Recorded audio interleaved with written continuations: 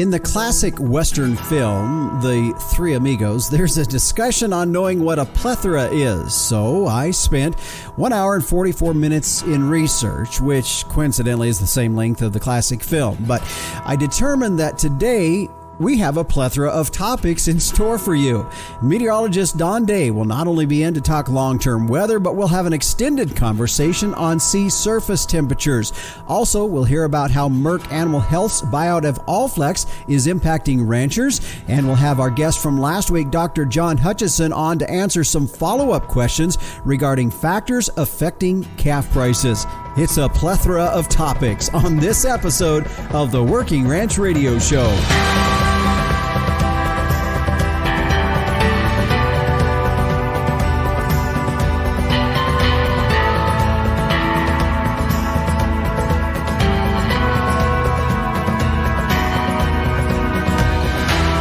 And welcome to the Working Ranch Radio Show. I'm Justin Mills. Thanks for joining us. This is episode 117, and we're glad to have you along for the ride today. As I believe, as I said in the opening, we do have a lot of topics that I think the change-up is going to be maybe a little different than we typically do. I know a lot of times I usually have one guest on for the entire show, but today a couple things led to this. First of all, I had some great feedback from different folks regarding our show last week, and it was with Dr. John Hutcheson as we talked about animal programs and factors affecting calf prices. A really good show. I encourage you to go back and listen to that. But I had some questions that kind of come up in that. So I gave him a call and said, hey, John, would you be willing to just jump on quick for a segment to answer some additional questions on that? And he said he would. So he will be joining us today and look forward to that conversation. Also, as I said in the opening, Meteorologist Don joining us as he does every week. But this time we're going to go a little bit deeper on a subject regarding water temperatures. And this kind of stems from a question that the captain, Tim O'Byrne, had asked me and wanted to know if Don could answer that. And so that's kind of where that's stemming from there. We're going to have that dialogue with Meteorologist Don on that. And then, of course, the very end of our program today, he will give us a look at our long-term weather. Paul Kaufman will also be joining us. He is the Executive Director of Livestock Technology Solutions for Merck Animal Health. And a few years ago, of course, we know Merck Animal Health purchased Allflex. Well, what does that mean to us as ranchers? We're going to visit with him a little bit about that and the elements in regarding animal ID and everything. And it's definitely something that really a lot of us use. So I'm looking forward to that conversation with Paul Kaufman on that. Now, if you've listened to my show at some point in time, you know that I do like to see and like to foster the mindset of all of us being better stockmen. And so with that in mind, I got a note here from a guest that we'd had a couple of weeks or a month ago, Dave Voth, who was on when we were talking about the Good Grazing Makes Sense program. And he passed along a note here of a stockmanship school coming on June 1st through the 4th featuring Don Hanato. And it will be at the Cottonwood Guest Ranch, which is in the O'Neill Basin there in Wells, Nevada. And that's sponsored by the Western Sustainable Agriculture Research and Education. It's going to be about 50% of it hands-on, where you're going to be out doing this, and 50% in the classroom. I know a neighbor of mine went to that stockmanship school, and so it's something you might want to consider. Topics that they're going to be covering is stockmanship, conventional versus low stress, economic benefits of stockmanship, fundamentals, mindset, attitude, just a lot of good things. And like I said before, 50% of it, you're going to be doing it. And then the other part of it, you're going to be in the classroom. Again, the instructor is Don Hanato. If you want more information on that, I'm going to put a link in the description on this podcast site so you can get more information on that, or you can call the Cottonwood Guest Ranch as well, 775-472-0222 to get more information on that. Well, a quick thank you to our sponsors today of the Working Ranch Radio Show, the American Simmental Association. And you know what? Heterosis works, which is why with Simmental, it's more per head, period. Find out more at simmental.org. And Allflex, cattle identification and record keeping should be easy, and you can now tie your visual tag, your EID tag, and the genetic data to one management number with Allflex match sets. Find out more at allflexusa.com. And speaking of genetic data. Another sponsor today, Inherent Select from Zoetis, as they're providing commercial cow-calf producers with genetic insights to make a replacement female selection and breeding decisions. Find out more at inherentprogress.com. And finally, MLS Tubs. Don't gamble with fly control this summer. MLS Tubs are a sure bet. All kinds of tubs for all kinds of needs. Learn more about MLS Tubs at mlstubs.com. Well, it's time now to check in with the captain, Tim O'Byrne. He is publisher and editor of Working Ranch Magazine for this week's edition of Tim's 2 Cents. Hey, Justin. Hey, everybody out there in Working Ranch Radio Land. This story today comes from Montana Stock Growers Association Facebook page. Glasgow, Montana showed up this week and raised $20,100 for BLM litigation fund.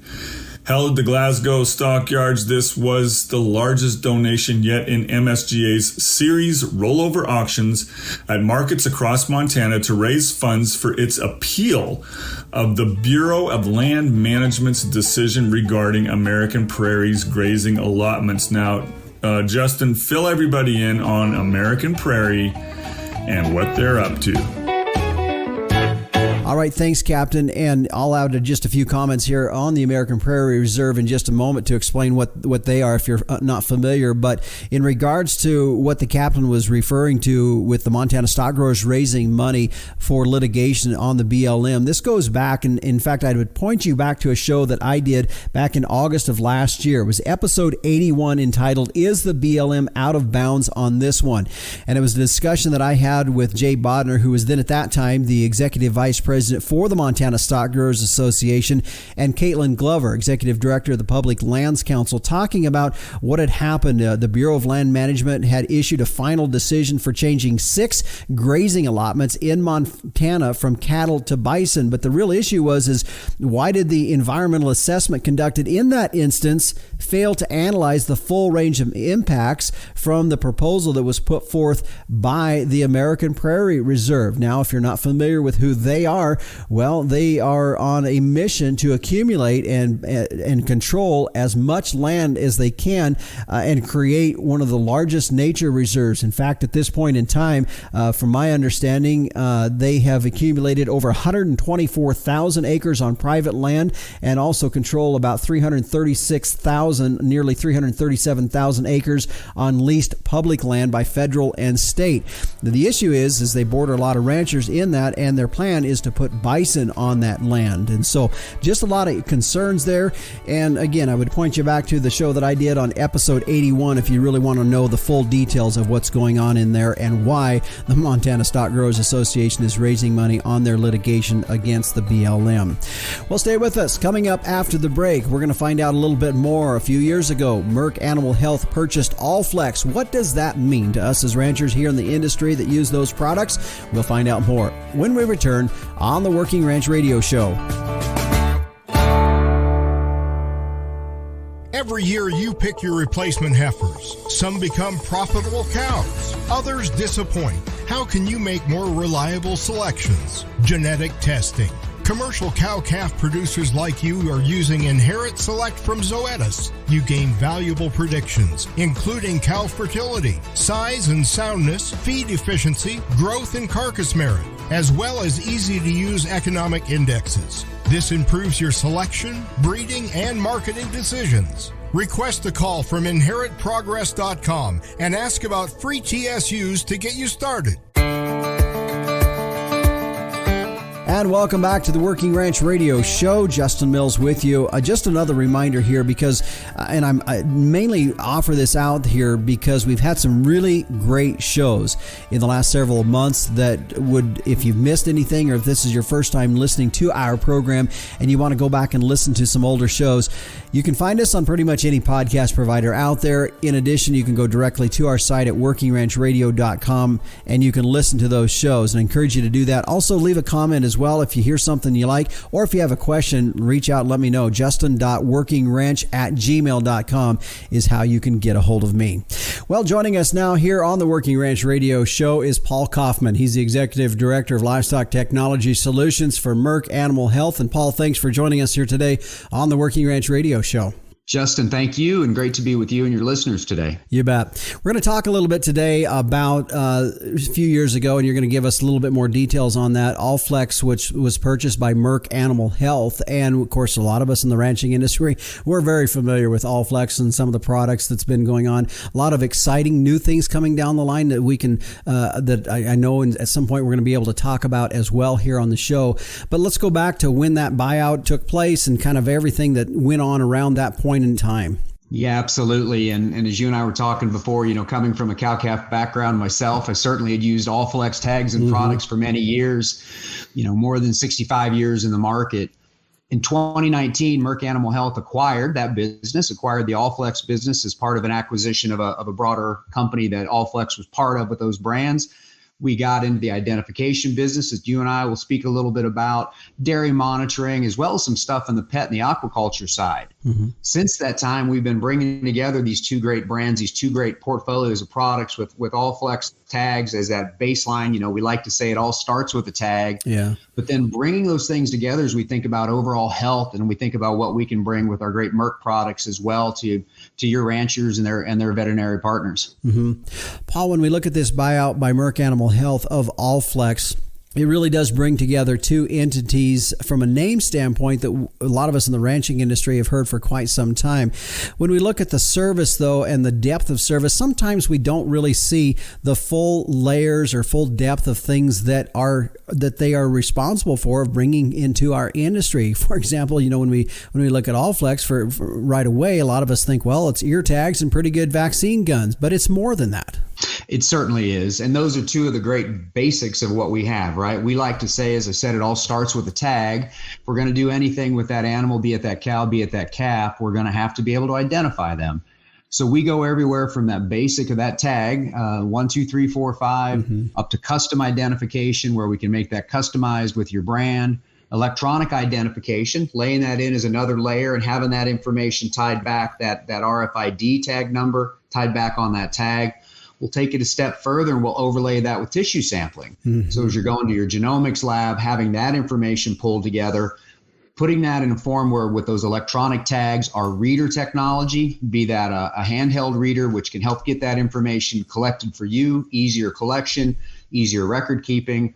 And then going a step further as we look at all these, as you said, layers, but adding this further technology to it, thinking about how we create systems to help share that information, all the opportunities that are coming in with people wanting to know more about where their food's produced, what those opportunities are. We're basic in being able to provide that information and that technology to make that happen. About a month or so ago, it's been, I believe, we DNA tested a bunch of our heifer calves, and we did use those tags you're talking about, the EID tag, the number tag in there, and it all came with the tissue sampler. For me as a rancher, one of the things I've really been exploring is how do we best utilize those EID tags? You talked a little bit about the reader technology in there, and that's really something that's, to me, from a management standpoint, that's something that's really fascinating. I think there's a lot of ability, potential for us as ranchers in utilizing that ability to track those animals with that EID from a management standpoint. I think there's great opportunities, just at the local level at the ranch, if we think about it, just simplifying processes. So taking from a manual, writing everything down to be able to have that in electronic record keeping for you on a day-to-day basis would be step number one. As you make those genetic improvements, as you take that information from the lab that you sent that to, have that tied back to that heifer calf, and then you think about what you're going to do with that information, automates that for you, right? Makes it much, much easier. But I would challenge us to think a step further. And we think about, as that information with that RFID tag in that animal, if we can get that to stay in the animal all the way from birth through harvest, think about what that allows. You getting information possibly back from that feed yard of what's going on and how those cattle are fed, which you can learn more to make genetic progression as it comes back from the packing plant, and all that information that we've got the potential, if the producers, the owner of that data agree, to think about that story and that message that goes around and along with that steak that's sitting in the grocery store or sitting on our plate at a restaurant. Yeah. And that kind of leads us into my next question here. And you talked a little bit about the potential that's there. Where are we at when you see the future of animal identification? What does that look like? Well, I think it's a number of things.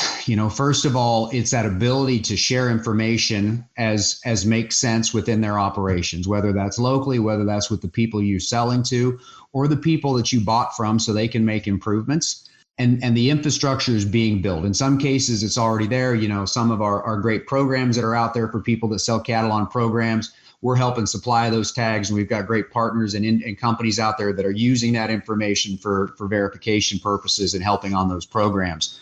I think as we continue to go, that need for information and that desire to know more is going to be there. And then as we think about that, how that helps us overall grow this industry, have a better product, but more so even prove those great things we've been doing as an industry for years and years, right? To have that awesome story that goes around with this wonderful beef protein that y'all produce every day.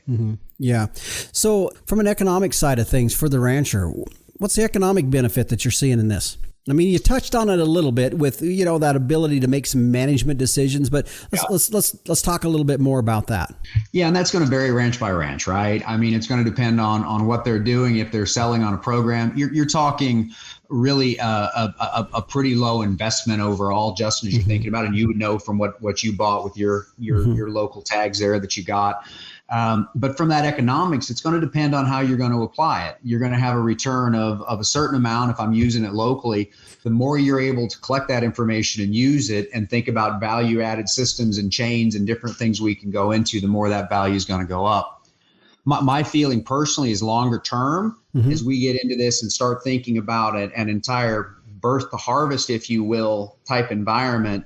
That tag, that information is going to be an integral part of how we have that information follow along, how that information gets from point A to point B, maybe compared to your social security number and mine. I mean, that's the one constant that we have, right? We think about that. So economically, lots of stuff going on to continue to prove that and really just kind of hitting the cusp of that in some of these areas with different programs and things of that nature. And I think really when we look at animal identification, the other conversation that kind of comes into that at the same time is and you've talked about it a little bit as well, some traceability and the fact that we can track this through. And there's a lot of conversation without getting real political, as neither one of us probably want to do on this particular issue. But at the same time, I look at it, the thing that I've looked at it, not trying to get caught up in the political side of some of this kind of issues, but really from a management standpoint, there's some elements here that really are very beneficial to us as ranchers, purely from a management standpoint. Absolutely. And I'm with you. I'm certainly not looking to get into the political piece of it. Just to say the opportunities are there if we as cattle producers choose to use those, right? Yeah. And I think that's a key point, is it's a choice. It's a decision that each one of the owners need to make in that. I think from a management standpoint, just being able to streamline your record keeping, moving away from probably spreadsheets with typing stuff in at night or how we get all these health records and we think, what is that genetic progression we've made? What's gone on with this animal here? That just from a local management standpoint, I think some wonderful opportunities, good software systems that are out there too. So there are certainly right there, Justin, to me, that's the ground basis of it. And then we expand it from there based on decisions that people want to make. You bet. Well, Paul, I thank you for joining us. Before we head out, I guess just some final comments as you look at this merger between two very landmark entities that's been part of our cattle industry for a long, long time. The future for this merger brings a lot of benefit to us as ranchers. Is that what you're feeling? Well, it's certainly what I'm feeling. And the other thing I'd be really wrong if I just didn't mention is just from an investment standpoint, what we've done over the last 4 years, to be able to have more capacity. Certainly all of us faced some challenges during COVID as related to labor and supply chains and everything else. We as Merck have certainly put a significant amount of money into expanding our capacity to making sure we can have the right tags in the hands of y'all at the right time. We've added another plant to the system, and I'm happy to say our production is back up to where we were and better than where we were pre-COVID. So really, really just proud of where we are. I think there's great opportunities and appreciate the chance to visit with you and your listeners a little bit today. You bet, Paul. Well, I appreciate you joining us here today on the Working Ranch Radio Show. Thank you very much. And again, that was Paul Kaufman. He is the Executive Director of Livestock Technology Solutions for Merck Animal Health, explaining a little bit about the coming together of these two companies, with Merck Animal Health purchasing Allflex a few years ago, and the future and what it's going to be looking like as they bring together these two entities in animal identification. Really exciting to see some of this stuff and the technology and how it can be used for us as ranchers. By the way, if you want to find out more, you can go to allflexusa.com and you can get more information there as well. Well, stay with us. Coming up after the break, we'll get into our featured interview for this week on the Working Ranch Radio Show. You know, big cows come with big feed bills, which is why smart genetic selection can pay off in your cow herd. Did you know Simmental-influenced cows are an average 74 pounds lighter at maturity than Angus-sired counterparts, according to a recent U.S. Meat Animal Research Center study? Now, while Simmental is sized for more efficient gains, 20-year genetic trend lines also show the breed offers reliable calving ease, early growth, and cow longevity.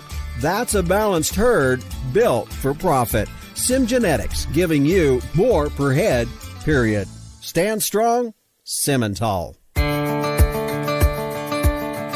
And welcome back to the Working Ranch Radio Show. I'm Justin Mills. Joining us now is our guest from last week, Dr. John Hutcheson. He's the Director of Beef Cattle Technical Services with Merck Animal Health. And our program last week was on programs and factors affecting our calf prices. A great program. I would encourage you to go back and listen to it because there's a lot of information that we touched on there that if you hear today's, it's a kind of a supplement to what we talked about last week. And John, first of all, I want to thank you for joining us. When we had last week, we talked to several different factors, very basic factors that do affect calf prices. In regards to our show last week, I did have some questions come up, and I wanted to visit with you about them. First of all, the one question I had from a neighbor of mine was wanting to know, we talked about the different programs and things that you could do. For example, there was value if you were BQA certified. And then we talked about if calves were NHTC or other programs. And I'm not going to just say NHTC is the ticket. I'm just saying if they were other programs, there was some value getting back to those. The question was, do those added items, do they stack, or is it just kind of lumped together, or do they add on to each other? Hey, thanks, Justin, for having me back on. I appreciate that. And so, yes, so maybe we ground ourselves a little bit in that answer. And so when we talked last week about each individual factor, so like you said, whether it was polled calves or BQA certified, the way we approach the database is exactly that they are to be interpreted relative to whatever we were comparing them to, whether they were non-polled or polled calves or whether they were BQA certified or not. And then we held everything else constant. So we held, weight, size, gender, region, just all these other factors we held constant so that we could tease out exactly singly what those factors contributed to price increase or in some cases price decrease. And so absolutely, if you're interpreting two or more traits simultaneously, you need to use an additive approach. And what does that mean? That means if you've got steer calves that are worth $19 a hundred, and you've got progressive genetics worth about $1.55 a hundred, and you're comparing it to heifers without progressive genetics, it's a $20.80 per hundredweight premium. Mm-hmm. Mm-hmm. What about absolutely use an additive approach? Yeah. So what about even the programs? If we is that same like if I do BQA and I GAP certified or an NHT and VAC 45, we could just stack those additives into there? Absolutely. If you're BQA certified, it's $1.40 a hundred positive, and if you've got VAC 45 calves that you're raising, it's close to $9. And so that's a $10 premium. A VAC 45 BQA certified calf is going to bring, almost $10 a hundred more than one that's not BQA certified and not VAC 45. Okay. Good. That's clear. Good question. Really good question. You bet. We should have done a better job of covering that, Justin, last week. So whoever asked that question, thank you. Okay. All right. Here's another one. And this came up in regards to the implanted versus non-implanted calves. And more specifically was we have non-implanted calves, and that's kind of our baseline in this study. And you said there was no change in price between a non-implanted calf and an implanted calf. The biggest difference would be maybe your weight gain that you could return in the end of the thing. But when we take that against like NHTC, which stands for non-hormone treated cattle, the difference there is NHTC has a $6 hundredweight premium. You know, why that versus these non-implanted calves not seeing that premium? Yeah, good question. And so it's a marketing program. So, you know, NHTC, you have to know really early on in marketing your calf crop that you're entering into that NHTC program. And so if you're in there, you know, you capture that, that there's no implants they're banned, right? They're not required or they're not allowed in an NHTC program, and you get that $6 a hundredweight. If you and so the base is just a non-NHTC calf, and everything else is held constant. And so really way you should look at that is, what is your current marketing program today? And if you're in an NHTC, implants, you know, they don't have, you capture the $6 premium and go on. If you're not at if you're in a marketing program that doesn't care, then, you know, you're losing 23 pounds of weight. And so, you know, that 23 pounds of weight can equate to, if you do it on these prices and these weight of calves, that's a $7.41 premium on that weight. If you look at it that way. And so again, NHTC, I get where they're coming from. That NHTC is a marketing program that specifically doesn't allow implants. And so we just looked at NHTC yes or NHTC no, and everything else was accounted for, if that makes sense, on that $6 a hundred. Well, and it really gets back to what we had talked about last week, was really begin early on a marketing plan, and all of that involves in understanding what are the costs to get in these programs, because you can put a lot of costs in terms of time or paperwork, or even have to change what you do on a normal basis labor wise. So you really have to understand this cost when you're looking at these programs. And I'm not trying to devalue these programs. There's value in them, but you need to understand that.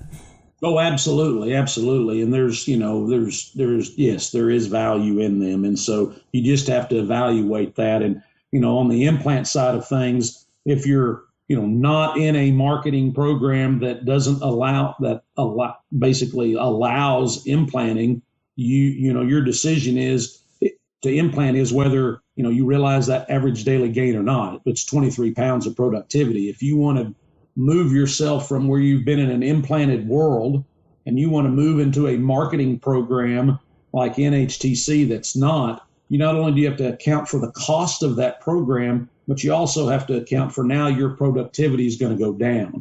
And so you need to understand that in the premium that you get for those NHTC cattle and being part of that program, those costs. And so you've got productivity to outweigh along with your cost. Yeah. Okay. John, I want you to speculate just a little bit here, and I'm not going to hold you to it here later on. I'm not going to call you up next fall and say, hey, you told me this. With these prices higher, as we're seeing in this marketplace, will we see that spread in the premiums that you saw in the last couple of years of data? What's your thoughts on that? Yeah, so that's interesting. I'm going to tell you, and simple answer is yes. I believe you're going to see some spreads with these programs. And the reason why is purely my investment in these cattle. You know, it's like any of us. When we invest in something that costs a lot of money, you know, our appetite for risk management goes up. That's my belief that, you know, you've got something valued at X dollars, and so you want to protect it. If it's, you know, half those dollars, I might be less, you know, not as much money at risk. So from a risk assessment of what these calves are going to cost, they're going to be extremely expensive. And if I'm sitting there buying those calves to move on down the beef cattle system, our production system, i.e. the feed yard, I want them on a VAC 45 program. I want the healthiest calves I can get. And so I think there's going to be a lot of competition for those. because I'm putting a lot of risk on buying a $2.75 a pound calf or $3 a pound calf. So I do believe these premiums, we will see a spread going into next year's data set. Mm-hmm. Well, that's interesting, because I hadn't thought about it that way, because I just figured when this market's just going so high that there would just be this dire people just wanting calves. But that's a good point, that at the price they are, you want to really protect that investment, I guess. Yeah, that's my thought. I mean, you're right. There is that undertow of cattle supply and wanting to have cattle for programs and to meet the demand of our public consuming public of beef. And so I get that, but I that's where my mind is, Justin. Yeah, that makes sense. Well, John, I appreciate you jumping back on for us and answering a few questions. I appreciate it. So it was always enjoyable, because you have a lot of information. You've seen a lot of things, and I appreciate your insight on all this. Yeah, thanks a bunch, Justin, for having me on. You bet. And again, that was Dr. John Hutcheson, Director of Beef Cattle Technical Services with Merck Animal Health, joining us here today to answer a few more questions following last week's show. A great program. And in fact, I'd encourage you to go back and listen to it, as we talked about animal programs and factors affecting calf prices. It comes out of 2 years worth of sale results from Superior Livestock, and a study put together by Kansas State University and Merck Animal Health on it. Very valuable information that I know a lot of us in ranching, we all have to market our cattle at some point. A lot of useful information you'll find in last week's show. Well, stay with us. Coming up next, meteorologist Don Day steps in for an extended conversation, as we'll not only get into our long-term weather outlook, but we'll also be talking some topics like sea surface temperatures and climate change. Tune in. We'll be back with more on the Working Ranch Radio Show after this.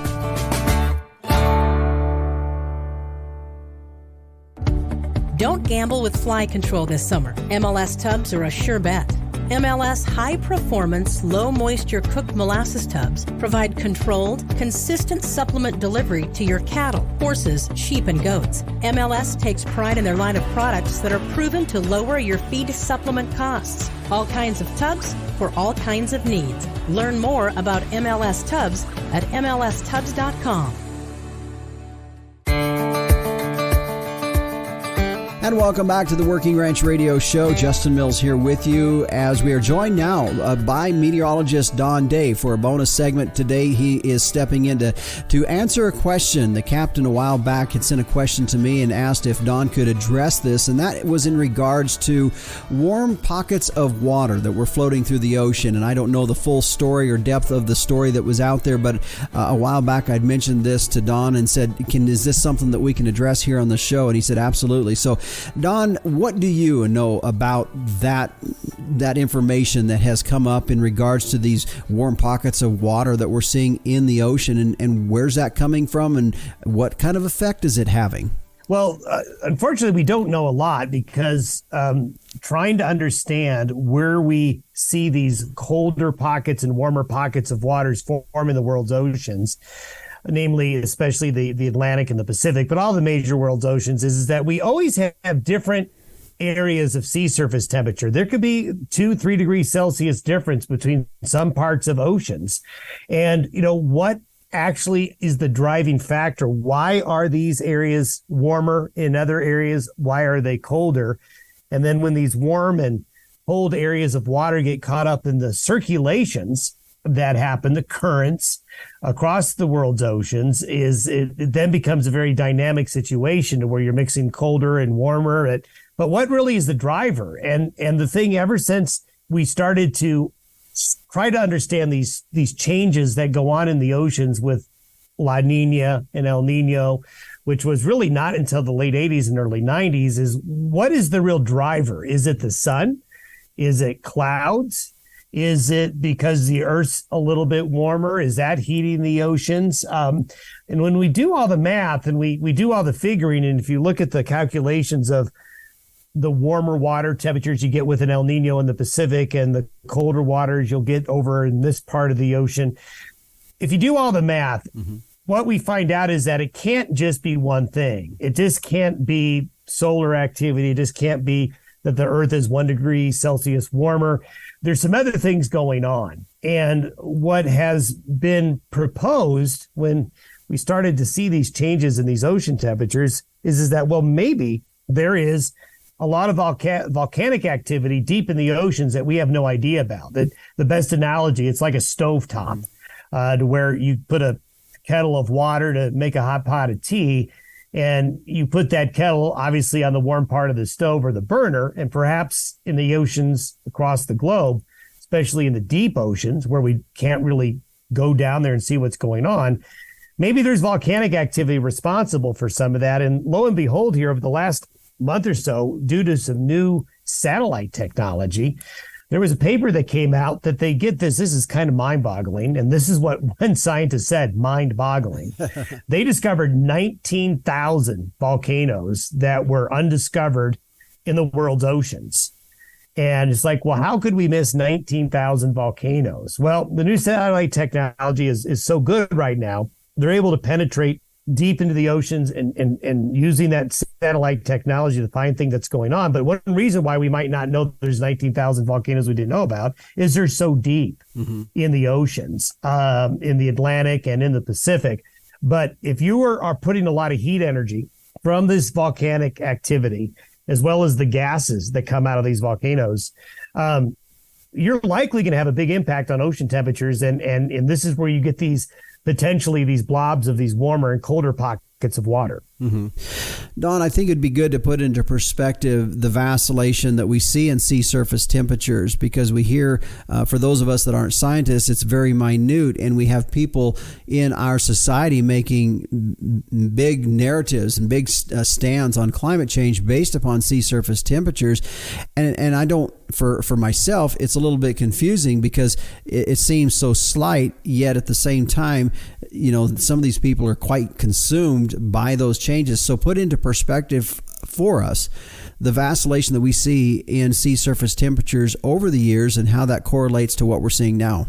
Well, yeah, and you're going to hear this, I think, over the next year or so. And there's already been articles out there about the world's oceans are very warm, the warmest since the beginning of the satellite record. The thing is that you, as I mentioned before, is that you cannot assign one variable and say that the Earth's oceans are getting warmer because of just one thing, and that would be air temperature. It is true, and people will make reference to this, that the oceans are a reservoir of heat energy, because just like anything, if you, let's go back to the tea kettle analogy. If you put a pot of cold water on the stove and you turn it on high, you heat up that water, and let's say you turn off the stove, well, it's going to retain some of that heat. It's going to store that energy. It's also going to take some of that energy and turn that water into water vapor. So when the oceans are a little bit warmer, more water vapor goes into the air. And that indeed is part of the process when the Earth goes through some warmer and cooler cycles all the way through. But the math doesn't add up to say that all of the warming that's occurring in the oceans is just due to one thing, and that would be greenhouse gases. In fact, there's numerous studies that say greenhouse gases can only warm the top millimeter of the water of an ocean. Thing about oceans you got to remember is not only are currents moving horizontally across the oceans, changing longitude, but they're changing latitude, but they're also circulating vertically up and down. You have upwelling and downwelling. So as complicated as the atmosphere is, when we always try to think in three dimensions, that the air is moving not only horizontally, but up and down at the same time and at different angles, the oceans are doing the same thing. So in a way, the ocean interface with the atmosphere is you have two extremely dynamic environments that are interacting at all the same time. The atmosphere and the oceans are coupled, meaning they're linked. So it can get extremely complicated to try to keep track of all these things. And to whittle it down to just one simple explanation is not the whole story. And unfortunately, that's been part of the problem of trying to understand how the oceans affect the world's climate, is trying to make it too simple of a connection. Thankfully, studies like this, discovering these 19,000 volcanoes, I think is going to give more insight to serious researchers who are maybe looking at other things that are going to be impacting the world's ocean temperatures. Is at some point, is some of this stuff going to be balanced with the extreme narrative that has been going on in regard to climate change. And I mean, we hear it from the top down, all the way from the White House, all the way down to people, doing odd things to get attention. But when we have these kind of studies, are we advancing good science forward, or are we just still continuing to see a lot of push of just the narrative of what people want to hear?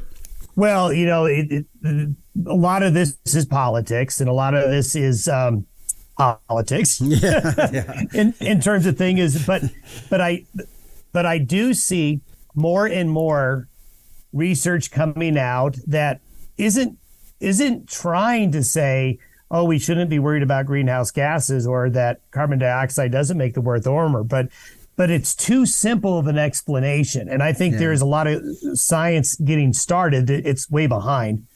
But there needs to be a lot more research, like this research that came out about volcanoes. They weren't trying to disprove anything, but what they wanted to see what the satellite could find. And lo and behold, they found out that, wow, there's these volcanic processes on the ocean floor that are going to be directly impacting the water above that. And if that's the case, well, as I mentioned earlier, the atmosphere and the oceans are coupled. They're working together. So, I mean, honestly, the amount of variables is between 2 and 3 dozen that we know of, that we're confident of, that affects the world's weather and the climate. And trying to understand this variable and getting a better understanding is going to make us, in the future, have a better understanding of not only understanding how the weather and the climate works, but also to forecast it better as well. And I think somebody like myself that tries to keep track of everything is that when you hear these very simple explanations about what affects the weather and climate based on only 1 or 2 things, it's disingenuous, and it's terribly ignorant for people who claim to be of the, let's say, scientifically literate in the world of weather and climate. Yeah. Final question on this, and we'll take a break and come back with our look at our long-term weather. But I guess when I hear this kind of stuff, and when we get into the context of climate change and that discussion that is very heated in today's world, one of the things I think about, and this is by no way going to advocate that we just go out and destroy our land, or we destroy our climate, or our environment, and we do those kinds of things. But in your opinion, how much do you think our environment is somewhat self-healing? Now, again, you cut my arm off, my arm's going to be gone. But at the same time, if I take a knife and I accidentally cut my arm, it's going to heal back. So how much in that mindset, when you look at our Earth from that standpoint, is that a fair comparison to say that it has some ability to be self-healing? A better way to describe it is not so much self-healing, but that the weather and climate and a lot of Earth systems are cyclical. I tell people this all the time when they're worried about, because you'll hear about things that'll be said, we've hit a tipping point, that once we reach this tipping point, a cascading set of events will set off climatic calamity. When in reality, when you look at how climate and weather systems work, is you go through these cyclical periods to where, let's say, let's use the California drought for the example. Okay. So we knew that with the burgeoning La Nina, that there was likely going to be some drought conditions on the West Coast, which we certainly saw from 2020 through the middle to later parts of 2022, a 3-year drought. Now look what's happened in California. Did somebody just magically do something to make it all of a sudden rain and snow in California again? No, the weather went through this process that's not linear, not based on tipping points, but based on these cycles that go on through. And what is very difficult in the world of climate forecasting and weather forecasting is understanding these cycles, their timing and their intensity, and understanding that cycles interact with other cycles. So the thing is in a way it is self-healing, because Mother Nature is, and I say this all the time, the atmosphere is extremely effective and extremely efficient at balancing itself out. Our human perceptions of that, though, is that we tend to think of when we're in a bad period, whether it's a drought or in a situation where we're in a heat wave or a cold snap, that you're kind of going to be in this predicament forever. And what you realize when you just start plotting the data is you get these sine waves, which is that you go through these periods, and what will end up happening is the atmosphere will even things out at the end. But when you're caught up in a certain event, you sometimes lose sight of that. And some of that's human nature. But if you look at the bigger picture, you tend to see that, the atmosphere is self-regulating, and it will work its way. It's going to work its way out, and you are going to end droughts. And then you're going to start droughts and take whatever weather phenomenon you want to do, whether it's an increase and decrease in hurricanes, an increase or decrease in tornadoes. You never see it steady state. You never see it the same every year. Yeah. As you were talking about that, the thought that came to my head was that we as humans think linear when weather operates cyclical, but yet we want to force weather into a linear pattern and then justify our beliefs. That is a great way to do it. Yeah, exactly. And we're taught linear. I mean, we're taught a lot of things that work out in a linear fashion. I mean, if you get deep into the sciences, one of the first things they talk about is linear regression, and we're going to do linear regressions, and we're going to do all of these things. But nature doesn't necessarily like to fit on our graphs. That we like to build. Yep, for sure. Well, meteorologist Don Day joining us for an extended look at some information here today. Very good information, Don. Stay with us, folks. When we come back, he will join us again as we take a look at our long-term weather. We'll be back on the Working Ranch Radio Show after this. Do you have a young child, grandchild, niece, or nephew that loves the weather and wants to learn more? Day Weather has produced a children's weather journal full of weather facts, fun weather experiments, coloring pages, and pages to record weather observations for every season of the year. The weather journal is for ages 3 to 7 and designed to be fun and educational. The interactive weather projects are fun for the whole family to take part in. For only $10, the Day Weather Journal is a great gift idea for any occasion. Click on our Amazon link to order at dayweather.com. And welcome back to the Working Ranch Radio Show. I'm Justin Mills as we turn now and take a look at our long-term weather today, brought to you by Allflex. Cattle identification and record keeping should be easy. And now you can tie your visual tag, your EID tag, and the genetic data to one management number with the Allflex match sets. If you want to find out more, go to their website at allflexusa.com. And continuing now with us is meteorologist Don Day, who joined us in the previous segment. We had a great discussion just in general on some climate change, sea surface temperature issues. That was very good discussion. If you missed that, be sure to go back and listen to that as well. And Don, we've seen some decent moisture into those pretty dry areas of the southern plains. It's good to see that. And I thought it was interesting. Last week, I was looking at some of the maps that you had and showing water temperatures and water vapor, where that's sitting at. It almost looked to me like a very monsoon type look, as we would see more in the middle summer. So as we head into the middle of May, maybe third week of May here later on, what do you anticipate to see for us in terms of the weather pattern across the U.S.? Well, it's pretty interesting. You had mentioned kind of like a monsoon or summer look in parts of the central and western United States, and that's really true. What has evolved is kind of a reversal of fortune for some parts of the country. The East Coast and the Midwest had a very warm winter on whole, while the western half of the United States, as we all know, was a lot colder.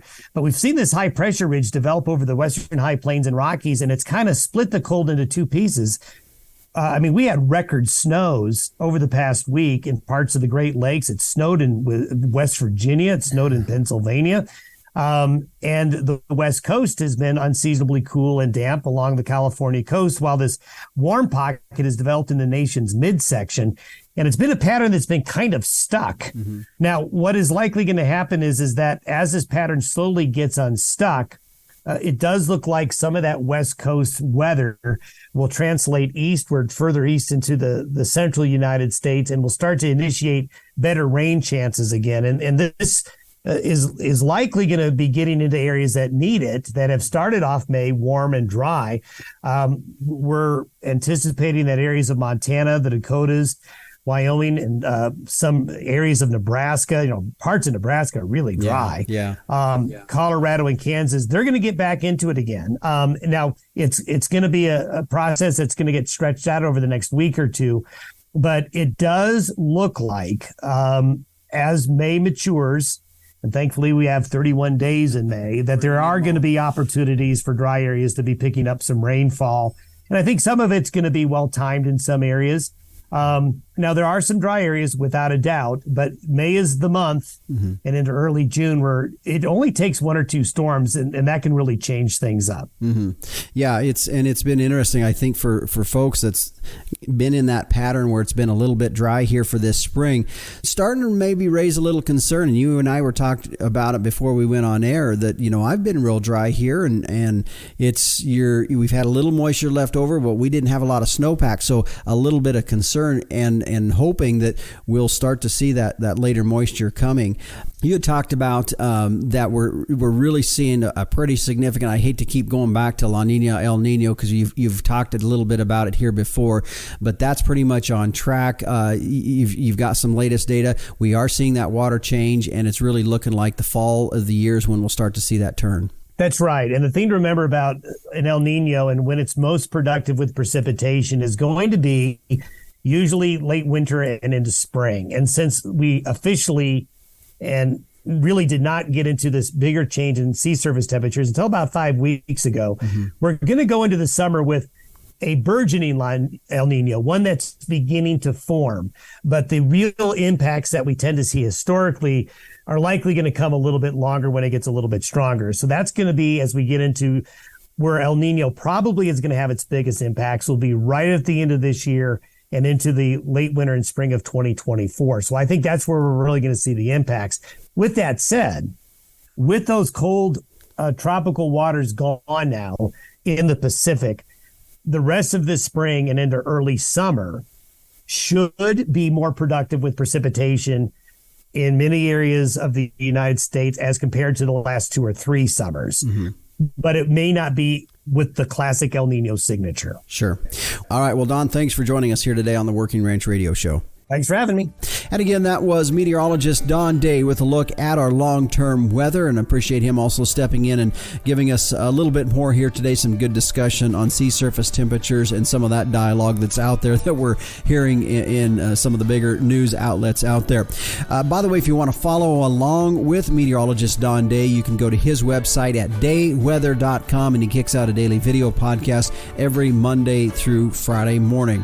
Our weather today brought to you by Allflex. Cattle identification and record keeping should be easy, and you can tie your visual tag and that EID tag and your genetic data to one management number with the Allflex match sets. Find out more at allflexusa.com.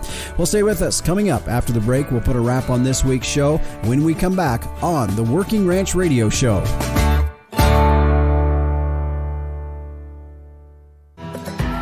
Just another reminder here that if you missed something here today and you want to go back and listen to it again, then you can go to our podcast site. It's workingranchradio.com or pretty much any podcast provider out there. But we've really had some great shows here lately, very applicable to us in the ranching industry. Of course, last week it was, as we heard earlier from our guest, Dr. John Hutcheson, joining us here as we were talking about animal and program factors affecting calf prices. A very good show, very useful information in there. About a couple weeks ago, we talked about a legal perspective on estate planning. Now, if estate planning isn't a subject that about everybody in the ranching business doesn't have to deal with at some time or the other, that's a good show. A lot of very practical information in that. And look through the list of shows that we've had. I think you'll find some of that information in those shows very, very valuable. A quick thank you to our sponsors here today, the American Simmental Association, Allflex, Inherent Select from Zoetis, and MLS Tubs. The Working Ranch Radio Show is a production of Working Ranch Magazine, branded #1 by America's Ranchers. If you'd like to get a hold of me, my email address is justin.workingranch@gmail.com. Be sure to join us at the same time, same place next week or on your favorite podcast provider. I'm your host, Justin Mills. And until next time, keep your chin down and your mind in the middle. So long.